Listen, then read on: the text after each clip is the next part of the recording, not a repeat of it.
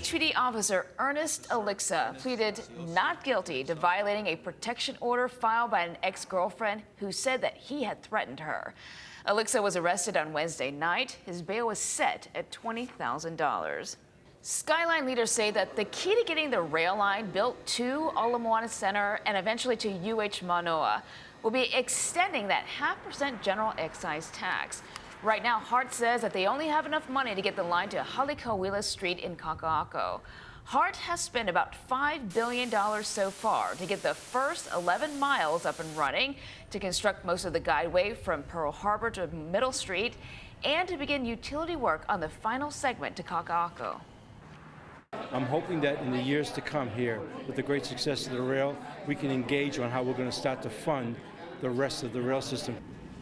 Other rail features on Hart's to-do list: a pedestrian bridge over Kamehameha Highway to replace makeshift crosswalks at the Pearl Highland Station, and at East Kapolei, a sanctioned parking lot so that passengers don't create their own spaces like they did this past weekend. HPD researchers and students are working on the state's first ever road with plastic waste that is recycled into the asphalt.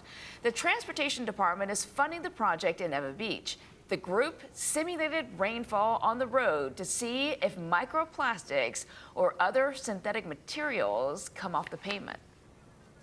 This provides a long-term infrastructure solution that gives the plastic another purpose.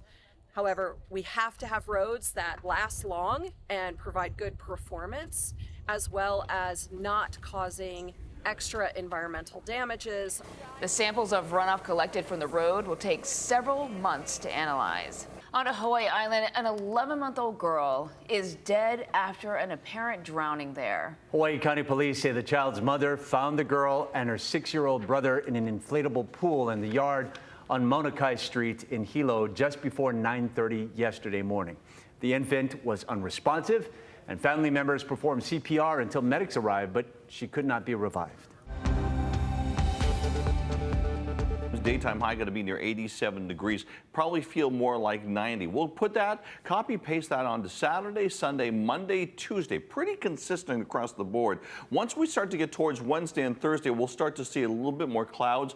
Monday and Tuesday, by the way, we're also going to see some enhanced showers, which means some extra moisture thrown into the trade wind flow, which means we may get some of that moisture going more over to the leeward side at times. So that's going to be drier Saturday, Sunday, Monday, Tuesday, more moisture in the air. Once again, some nice temperatures. This See It Now digital news brief is sponsored by Long's Drugs, bringing our heart to every moment of your health.